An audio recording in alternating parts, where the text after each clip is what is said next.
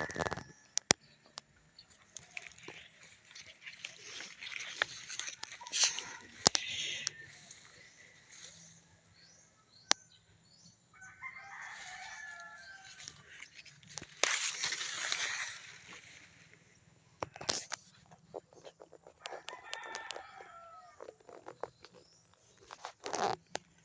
mga ka-YouTube, naaaliw po ako dito sa mga maisan.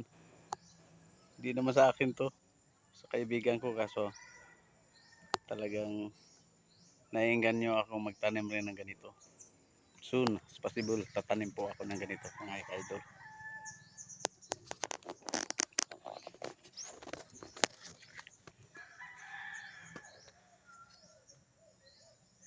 Dami. Ito, sakto lang ang laki. Regular. Malapit na ma-harvest din to mga ka-idol.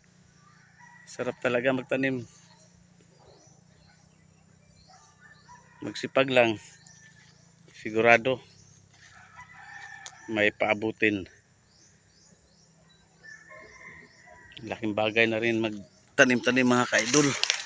Sa hirap ng buhay ngayon, kailangan magsipag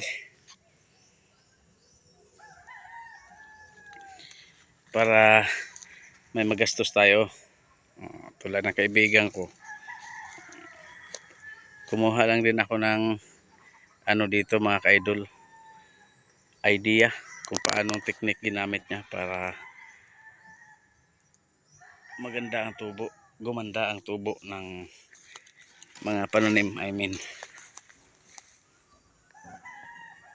wow, dami yan mga ka-idol. Ito, hindi siya masyadong ano, tama lang ang distance, hindi masyadong dikit-dikit.